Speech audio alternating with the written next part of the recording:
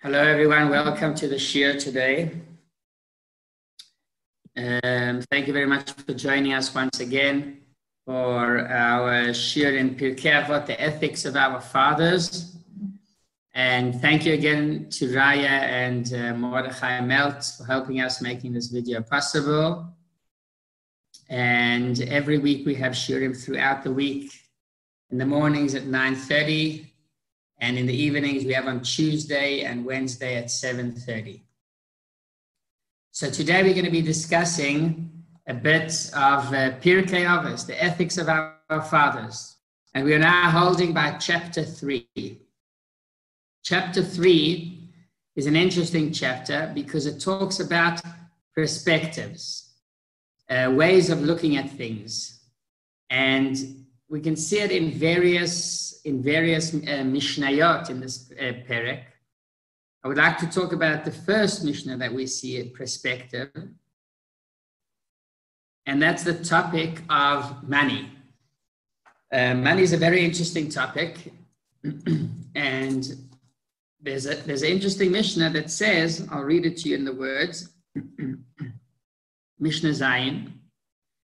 Rabbi Elazar bar Toisa Omer tein le misheloi she'ata v'shelcha sheloi chen beDavid Omer ki mimcha kol miyadcha natanu lach. Basically, what this Mishnah is telling to us is that we should give Hashem, we should give others, give Hashem basically, because whatever belongs to us belongs to Him. And this is referring to tzedakah, to giving charity and to giving to others, to helping out the poor. And I would like to tell a story about Sir Moshe Montefiore, who was one of the administrators in the Queen of England's cabinet. So basically, she asked Moshe Montefiore to tell her the amount of money that he has. How much possessions does he own? What are his buildings that he owns, his companies that he owns, his money that he has? So Moshe Montefiore said, okay, give me 2 days and I'll come back with an answer. So after 2 days, he comes back and he tells the queen a certain amount. I own this and this amount. And the queen said, this number doesn't seem so logical to me. It doesn't make sense. I think you own much more. You have real estate. You have your own companies. How can you name this a small amount of money? So Moshe Montefiore says, the reason why I took 2 days to do all the calculations is because I didn't refer to the money that I actually have. The money that I have, I know. I can make an easy calculation. The worthy of the properties that I own, the companies and the cash that I have. That's something simple. I can call up the person that's in charge of my possessions. But what I did, the calculation that I did, was to see how much tzedakah I gave throughout my life. How much charity, how much help I provided to the poor, to those that couldn't help themselves. How much did I support them and help them? And this is truly what I own. Because as we all know, that after 120 years, when people pass away, so they don't take their possessions with them. It's impossible to take the possessions with them. There was actually a story about a rich person that told his children that when he passes away, when he dies, he wants them to bury him with a sock. He wants one sock on his foot, and that's very important. He has to be buried with that sock. So the children thought, okay, maybe this is what he wants, so we'll try to do it. And after a few years, he passed away. They came to the Rechavia there, and they asked the Chevra Kadisha. They told them that the father wants to be buried with a sock. And this father was very rich. He was very acceptable. But the Chevra Kadisha told him, no, we can't. You're not allowed to. According to Judaism, you're not allowed to bury with any cover except only the surrounding garments. But so they didn't understand what was the whole thing, but they couldn't do much because the Chevra Kadisha says that you're not allowed to, so you're not allowed to. And after the Shiva, they opened his last words, his letter that he wrote to them. And in his letter, he writes and he tells them a big lesson for life. He says, I left you a lot of money, a lot of possessions. But remember that no matter how rich you are, when you go to Olam Haba after 120 years, even one sock, they won't let you take. Which shows us that the true things that we own are only our good deeds and are only the good things that we did when we were alive. The amount of money that we have aside doesn't continue on with us, and it doesn't count at all. This is the reason why Moshe Montefiore, what he did was basically counted the amount of tzedakah that he gave, because that's really what he owns. That's the money that he owns. The rest of the money doesn't really belong to him. It doesn't continue on with him. This is basically the idea of Rabbi Elazar Ish Bar Tosa in Pirkei Avot, in the ethics of our fathers. This ethic is very important because it teaches us that when we give charity, we are basically giving ourselves charity. We are not only helping someone else, we are re-owning our possessions. We're owning it now in a better form, in a better way, in a permanent way. If we want a permanent deal, the way to do it is to support and to give others. That's basically this idea. And the truth is that we can find it throughout the Mishnayos. A lot of times we can find this idea. It says about Rebbe, that there's a quote about Rebbe, and it says, Rebbe mechabed ashirim. Rebbe used to honor rich people. Rebbe himself, by the way, was very rich, as the Mishnahs describe. And the reason why Rebbe was mechabed ashirim, the reason why he respected rich people so much, wasn't out of a false way of respect, of saying, well, this person needs money, and I'm going to need to get money from him, so I better give him some respect. No, Rebbe knew that rich people have a very big zchus. They have a very big zchus because they are in charge of taking care of others. Hashem gave them this zchus. The money doesn't really belong to this rich person. The money belongs to Hashem. Hashem made this rich person his shliach, his messenger, in order to help others, in order to provide people that don't have with things that they need. And this is basically the idea behind Rebbe, that he honored people that were rich because he knew that they had some kind of zchus, that Hashem gave them money in order to help others. Actually, it goes long, long ago, because we heard about Yaakov in the times of the Avos, the forefathers. Yaakov Avinu was the third father, and the Torah describes how he escaped from Lavan, from his father-in-law. And one night he decided to take his wives, Rachel, Leah, Bilhah, and Zilpah, together with all the 12 children, and to run away from Lavan. And he ran away from Lavan, and he crossed the Jordan River.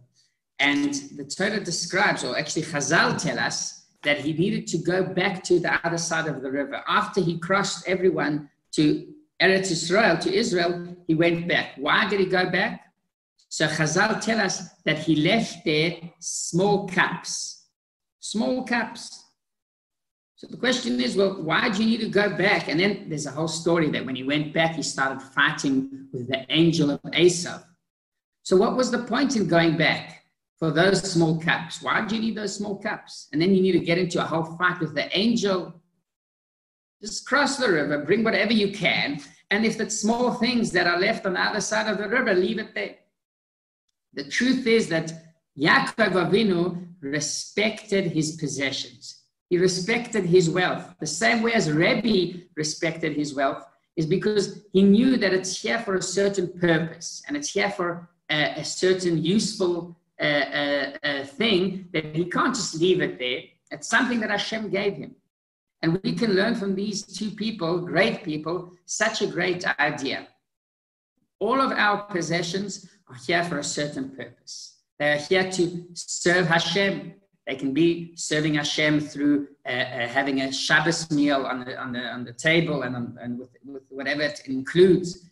It can be physical money, cash that you give over to people that need, and so on and so on. We must respect our belongings because it's Hashem's property that He gave us to save and keep.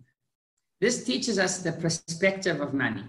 And I want to tell you a story about the perspective of the Rebbe. Because we're talking today about perspectives. So actually, the Rebbe always used to keep an interesting perspective of things. If it was sometimes of money and of other things. And here I have a few stories about it. One story that I would like to tell you is about a businessman. It was a Jewish businessman that used to travel around the world.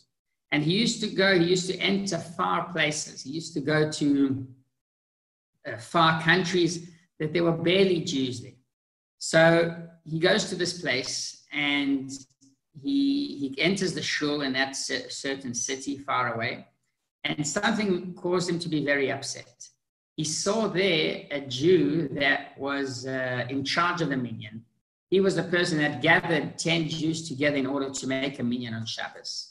But when it started the minyan, this person opened the newspaper and with a cup of coffee sat down, and instead of taking part in the davening, what he did was basically read a newspaper.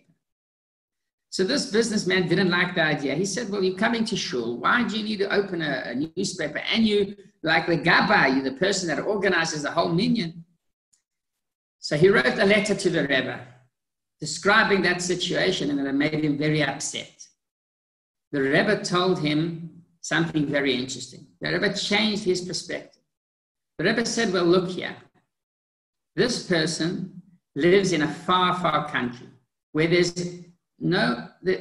aren't many Jews and Judaism isn't so popular, but nevertheless, he makes an effort to come to shul. And more than that, he makes an effort to bring his friends to shul and to make sure that there's a minyan for davening. And that's why this Jew, in his way, he's doing it in the best way possible.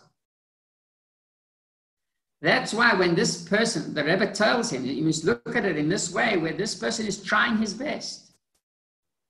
Imagine how hard it is, even, we know today in our days with the corona, and there's many people that miss out minyanim. But imagine a person far out there where there's barely 10 Jews that you can gather all together, but nevertheless, he's the one that's in charge and he brings them all together. So that's a perspective that we can take and look in a positive way about many, many things that we see in our lives. We actually have another interesting story about WIC. In the United States of America, they started a program called WIC, and this program is basically to provide people that need food. They provide them with these special tickets or cards that enable them to go and purchase food or to receive food for a cheaper price or with no cost at all. I'm not familiar with the full details, but there's an interesting story about the way this whole program started. Because in 50 years ago, it wasn't so popular. Maybe it was even more than 50 years ago. I don't remember the exact date. But it wasn't so popular, the idea of providing people that couldn't provide themselves with food and that. It was a capitalistic country, 100%, which means you provide yourself with your own food. If you can't provide it, well, we can't help you. But maybe it was like 60 years ago, they chose for Congress the first black woman, and she was actually from New York. So she was the first black woman to actually enter the Congress, and they put her into a certain committee that didn't have much to do with New York, and didn't have much to do with her skills. In order to make sure that she wouldn't be able to come up with new ideas and express herself and change things and have a big influence, they wanted to make sure that she'll have the least influence possible.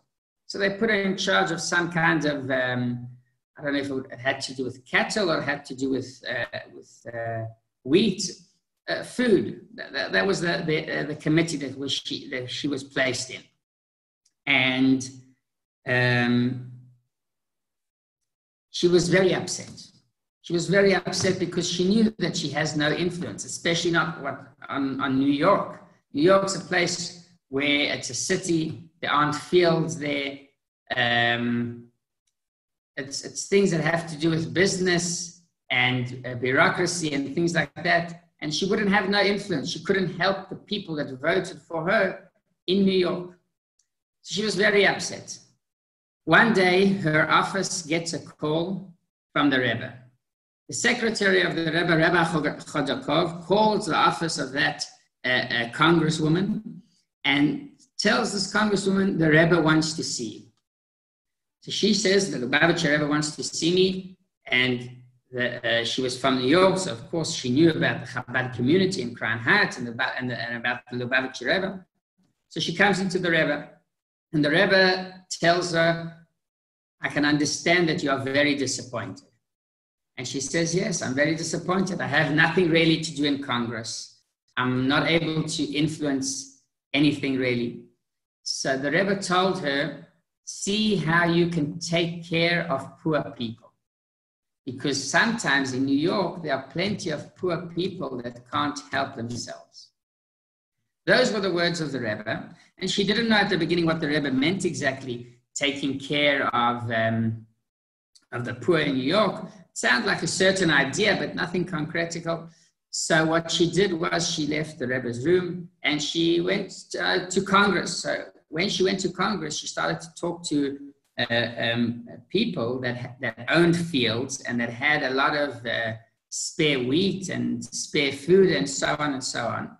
And turns out that a lot of farmers in the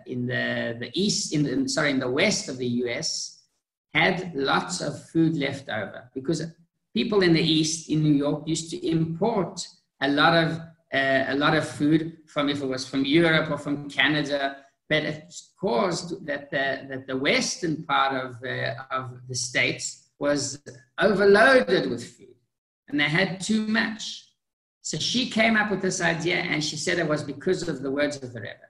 She said that we'll take the food there, we'll buy it at a cheap price that won't cost too much, and it would provide those farmers in the West with money, and at least they won't lose on their wheat that they grow and all the foods that they grow, and will provide the people in the East, the people in New York, with cheap food. And this is the start and the beginning of the WRC, which is the WIC, that provides people that need food and that need help in order to survive, basically.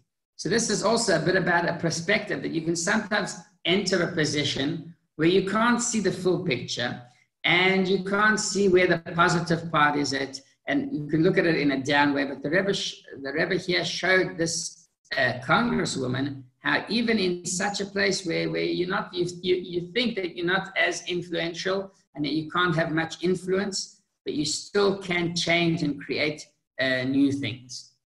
So that's another story about perspectives and also about tzedakah, about charity, giving others, providing others.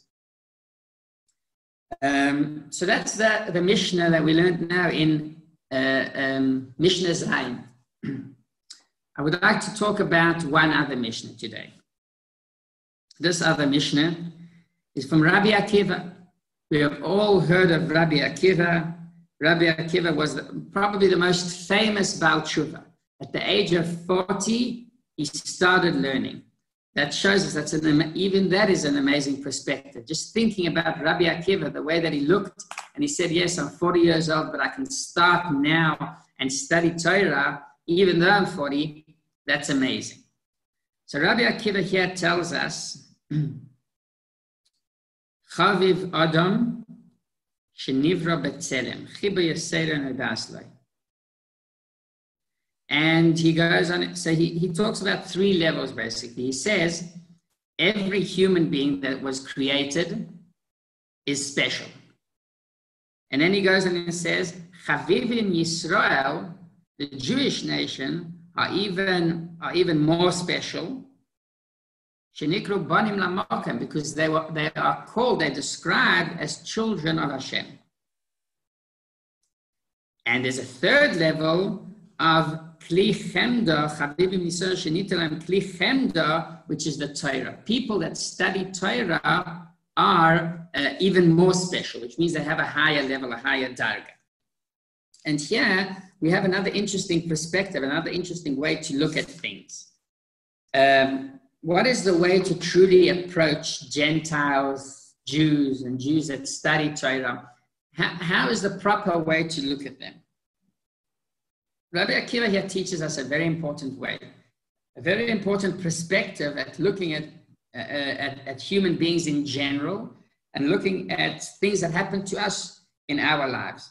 So we all know that Hashem created humans at the beginning, and it says, "Vayivra Elokim es ha'adam b'tzalmoi, b'tzelem Elokim bara ha'isa." Hashem created man and mankind basically in his shape, in his form. So it means every human being in a certain way has something special because Hashem created them, and Hashem created them in his form. So everyone is special. And we all know also that even in the times where people used to disturb the Jewish people and do terrible things, such as the Egyptians, for example. Right, so the Egyptians chased the Jews after they escaped from Egypt, and the Jews started going through the Red Sea, and as they finished going through the Red Sea closed down, and what it caused was basically that the Egyptians were drowning. And the Egyptians drowned, and as we all just read about it in the Talmud. So what happened was that the angels wanted to say a psalm. They wanted to praise Hashem for this. But Hashem didn't like them praising him, which means that Hashem told them, I don't want you to sing now. This is not a time for singing. These Egyptians, no matter how bad they are, and no matter how much they actually caused the suffering to the Jewish people, they are still my creatures. I created them. And they are my creatures, and therefore we have to have a certain respect to them. So basically what we see here is that no matter who or what they are, we have to have a minimum amount of respect because they are creatures of Hashem, and as Hashem himself says it. And the truth is that Rabbi Yochanan, there's a whole discussion about standing up in front of elderly people, right? We all know the importance of respecting older people and making sure to stand up for them, to help them with whatever they need. So Rabbi Yochanan says in the Talmud, in the Gemara, Rabbi Yochanan says that I stand in front of old Gentiles, old people that they don't have to be Jewish, because I respect the fact that they are old people, and this is one of the ethics that our fathers teach us. Rabbi Yochanan in the Gemara, and basically what Rabbi Akiva is saying here is that we should also respect any human being. Now, this idea, and of course then there's higher levels. The Jewish people are the chosen nation, they're the sons of Hashem, and there are only certain things that a Jew can do in order to create a change in the world, in order to bring Hashem's light into the world. We need a certain power that Hashem gave the Jews. And this is also a question that I'll tell you as a Chabad Shliach. They at the beginning, I went on to Merkaz Shlichus. Merkaz Shlichus is basically a project where Bochrim, young students, go out during Pesach or during the summer, and they go out to different cities around the world and or help out the shliach that's already there, or they go to new cities where there isn't a shliach at all, and they find Jews.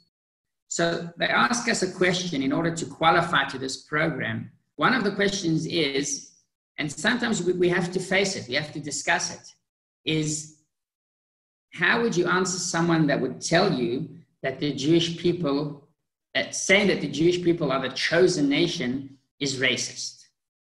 When you come and you say that the Jewish people are the sons of Hashem and other people aren't, and other people are on a lower level, or they're not as holy and as special as the Jewish people, you are basically a racist. And this is an interesting question. I'm sure many of you have thought of it, or heard of this question. And it's a question that people can get asked. I personally didn't get asked, but I know that other people did. And they prepare you, so they want to hear your answer. So what I wrote there was basically pretty much this idea that when I've got to share a story with you, a story that will explain to us the idea. So there was the Rebbe Rashab. The Rebbe Rashab was the 5th Lubavitcher Rebbe. And he had an older brother. And as children, they played together. And when they were playing together, so the older brother, he basically dug up a hole, and he put the Rebbe Rashab, when he was a young child, in that hole, and he said, "Now you are shorter than me." And he was laughing at him. He said, "This is how you're shorter than me." He put him in that hole that made him short. So the Rebbe Rashab ran to his father, the Rebbe Maharash, and he went crying, and he said, "My brother put me in this hole, and I'm shorter." And he told him whatever happened. So the Rebbe Rashab called, the Rebbe Maharash was the father of these two sons. He called them both, and he told them, "Listen, if you want to be higher, being higher is not by putting someone else down. Being higher is by elevating yourself. Which means that if you put someone else down, if you make them feel bad and you say that they are less worthy, that's not the true way of elevating yourself. If you want to elevate yourself, the Rebbe Maharash said, take a chair. Stand on a chair and then say, now I'm taller." And this is basically the idea about these levels that we have. When we have these levels, we are basically showing and expressing that we can do good, we can do better, we can do even more better, and so on and so on. We're not saying that other people are bad, that there's something wrong with other people. You say that there's something wrong with other people and they don't have rights, that is racist. And it's racist, and Hashem doesn't like that. Because as we said, they are creatures of Hashem. But we can also say that we have, for example, a higher mission. We want to achieve higher things, higher goals. We want to do more good deeds. We want to bring a chair and stand on that chair. That's something that we could actually do, and that's something that is expected from us. And the truth is that that's the level even within the Jewish people. There are levels also. There's the basic level where each and every one of us has an neshama. But there's also a higher level when we do more mitzvot, learn more Torah, and that's basically what Rabbi Akiva is saying. He's saying that there's the basic level of Chaviv Adam Shenivra B'Tzelem, that every human being was created in the way of Hashem. Hashem created them, and they are creatures of Hashem. Then there's the higher level of people that are chosen, that they basically want to bring more good to the world. And then there's a higher level of people that are studying Torah. That is basically the idea behind Rabbi Akiva and what he teaches us here in that ethic. Thank you very much again for joining us. And thank you again to Raya and Mordechai Meltz that are already helping and doing an amazing job. Thank you very much. And hopefully we'll be able to see you next week, Sunday at 9:30 for another lesson in Pirkei Avot. Thank you.